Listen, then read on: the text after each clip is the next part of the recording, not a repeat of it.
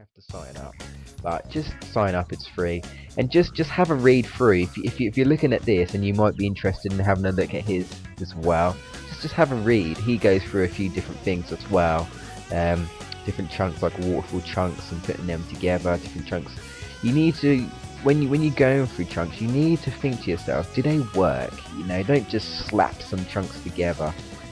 You know, you need to have a proper look and think, does it work? I mean, this got the right chunks here, it fits, it doesn't look out of place. I've just made a mistake there. You know, think about it. What makes sense? I mean, it's like you might put this here and you think, oh, but then it sort of works and it sort of don't, because then you've got platforms here and the player might think there might be something down there, but there isn't, if you know what I mean. So you need to put things that almost empty. Like again, I could put that there, which is probably what it was, you know, save project, etc. And then we've got more completeness. So I recommend using object, I believe it was 44. I recommend using that because that's really useful. And remember, when you've changed the chunk, if an object doesn't, you know, look right now, reposition it, you know, move it so it goes into more place. You know, if you want to do the trick of hiding monitors and trees, then do so. Hide a spring. You know, but obviously don't continuously do it. Be creative. You know, come up with different ideas. You know, do different routes. Have the player explore a bit. You know, not just hold right. You know, not everyone wants to do that. You know, everyone wants to explore. That's why you've got lower routes here in Green Zone 1. You've got the medium route, and you've got the higher routes, and then you've got the bottom route here for the S-tube. Got another S-tube, and then you've got a higher route up here. So experiment it. You know, have different little routes, and those are the do's. And obviously, don't put broken chunks together that don't work. Make sure to check. And if you can get someone who to just check your work, get their opinions. If you're not 100% sure, if you're a bit uncertain, you know, if you can get someone to check your work, just you say, oh, can you just test this for me, and get their feedback. You know, what do they think? Do they think you haven't really changed much? You know, again, don't submit a hack if you haven't really changed much. You know, there's no rush. Just take your time. You know, have breaks in between. Take your time. There's no rush. You know, people would rather wait for something that's more complete and fresh than something that's just very, very, very minor, and we don't want to play it. And then of course we've all got different ideas of what's minor as well, but that's why you should get opinions before you do things. This is what I always do. I always try and ask people to get some opinions. You know, just ask them and say, could you please just have a look at this, review this, and let me know what you think. I'm a bit uncertain of it. You know, if you're not so sure yourself, and let them give you feedback. You know, let them give you feedback. These are the do's and the don'ts basically for chunk editing. Make sure things are not floating all over the place. Rings are flexible, okay, but you know, we don't want floating monitors, floating springs all over the place. You know, random enemies like motorbugs. I mean, obviously the bugs want to fly, so that's okay. You don't want to randomly put floating there or something. You know, that's definitely things you don't want to do. Alright, and remember again about the rings, don't try to overdo it with the rings. As you'll know, the sprite limit will go over, and you know, there'll be a point where, I don't know, there'll be only one ring in the loop when there should be 5. So those are the things to know.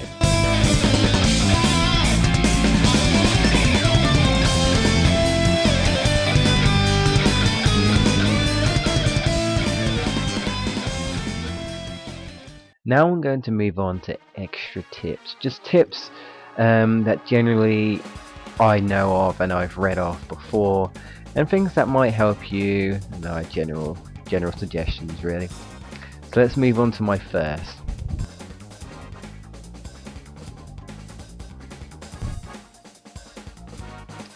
Now, I wasn't going to put this first, but I will anyway, because this is kind of a good thing. It depends. Might not be very good at seeing the layout as it is in Solidity 2. You may be better on paper. Now, this is something I tend to do with my art as well.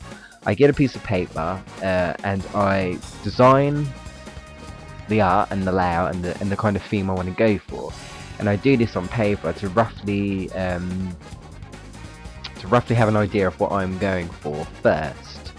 I don't always do this, but I do tend to do this every now and again, which does help at times, because you might be better on paper. You might feel better on paper. You know, just draw it out roughly and just sort of see what you can come up with before, you know, doing an actual Sonity 2. At least then, if you look at something and it doesn't seem right, or you think it isn't going to work, you know, you can just grab a rubber or scrap the paper and start again. You don't have to, like, I don't know, go back and Sonity 2 and continuously edit back, because you hadn't even started yet. And this is something I do, but this was actually written on Michael Jester's layout post by a user called Super X. So I thought I'd just mention him because, well, he mentioned it, and I was gonna put this in anyway, but I figured I would, considering he read it there, I thought I'd just hopefully he shouldn't mind me saying about it. And also, I believe someone else suggested, I've read this before elsewhere as well, is it might help to use square paper. If you imagine the 8x8 tiles, you know, you can count the paper, you can count the squares on the square paper, and that might even be more useful. Perhaps you can put little dots in little different areas if you draw down the squares. You know, that might be a bit useful. So, you know, if it helps, why don't you just have a little go on scrap paper, and you know, it might help you before you even actually start to edit the layout, and may cause less problems. Number 2. Not everyone wants to just hold right and jump occasionally in the level and just get to the end quickly and you know, hope for the best. Give the player a bit more exploration. You know, use these chunks to your advantage. You know, as I mentioned, there's quite a few different chunks, you know, Green Hill Zone. And it's not just Green Hill Zone, it's any level really that you can edit in Sonic 1 or Sonic 2, you know, depending on what game and level you're editing. Use chunks to your advantage. You know, create alternate paths, create upper routes, hidden paths, below routes.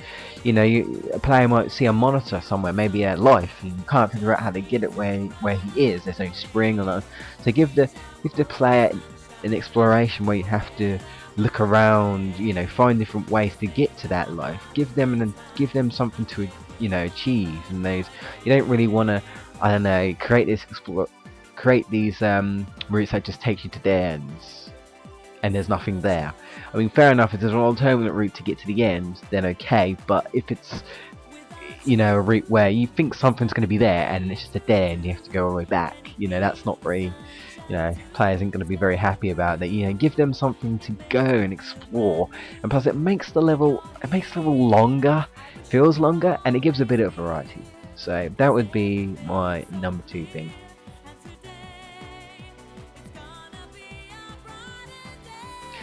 Number 3, as I've said about chunks, make sure things fit, and not only that, play the level and make sure it flows right. Sometimes you'll look at a layout and you'll think it's okay, but it might not flow right. You may, I don't know, perhaps base it a bit on speed, but then all of a sudden you've got rocks in the way and Sonic can instantly stop and you lose that momentum. And you know that people tend to not like things like that. You know, don't just base it on just blast a spring, and don't do things where you put spikes in the way. Say like you hit a spring and you think, oh yeah, you're going to pick up some speed, you might go off a ramp or something, and instead, bang, you hit a pair of spikes. I mean, that's just not very nice to the player. You know, so I wouldn't recommend things like that. You know, if you're going to do something like that, I don't know, do spring versus spring rather than spring versus spike. That was something I would recommend, because then people will enjoy it more, you know, if you're a bit friendly. And don't always base it around speed.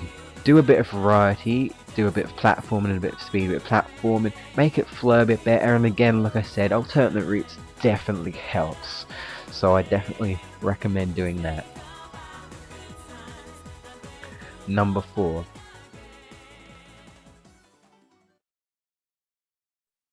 Well, number 4, I suppose, is really just a summary of everything I've mentioned. Make sure your objects are placed in the correct places, don't let things float all about everywhere. Make sure chunks flow properly. Don't leave unintended walls that should be, I don't know, solid, Remember to use object 44, which helps you out there. If you can get people to check your layout, then do so. If you're unsure, could you test me and tell me what you think so I can improve it before posting on the forums. I know people can be eager, and personally I'm a nitpick, but I would say make sure if you are going to do layout first, make sure it's complete rather than post it. Even if it's not that bad, people are going to notice. You might as well just fix it anyway, before posting it. You might as well, just take your time. There's no rush to get it out there. And have fun. Don't feel like you have to rush and panic and all this and that. Have fun hacking. Take your time. Experiment. And I hope these tutorials will help you out with better layouts, and hopefully my other tutorials to come as I progress, people will, will enjoy them, and hopefully it will help them, to make a better ROM hack, and they might even get people motivated. So get people motivated hacking. It's not too hard now, really. I start off with Sonic 1 if you're new, personally, but that's just because I know Sonic 1 more than Sonic 2, but that's up to you. And just basically read up and use these tutorials to help you out for basic level editing. And yeah, just have a go, really. Have fun, experiment with a few different things. Make sure everything, like I say, make sure everything fits, all the chunks fits. Don't do alternate routes. Give the player a bit more exploration. Make levels, make the levels longer. Give them a sense of achievement with their lives, monitors, invincibility monitors, and all sorts. Some people tend to base things on different features as well. Perhaps maybe you have to spin dash and you have to go up you have to jump really high, or perhaps you get a jump dash or something. Different areas where even if you're based on the ability, only certain characters can get up to other areas. It's like areas in Sonic 2, I believe, you can't actually reach Sonic. But if you're, say, Knuckles in Sonic 2, you could actually not fly up there, I should say climb up there and things like that. So think of the different ideas you can come up with. Even write your ideas down. Note them on a piece of paper. You think, I could do this or I could do that. Just have a go and see what fits. Well, all I can say is thank you if you've been watching my tutorial. I hope I've been clear enough for you. Apologies if I made little slight mistakes. I've hopefully corrected them as I've gone through the tutorial. Remember to A and Z for switching between chunks and objects, S and X, and I may just put this in the description. Again, when you download Solidity 2, there's probably the actual readme file where it basically explains.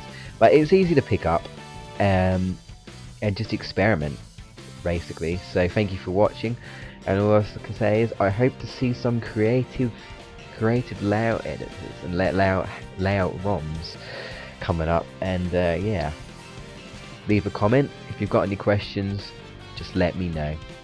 I'm Animemaster. I hope to see you in the next tutorial. I'm out.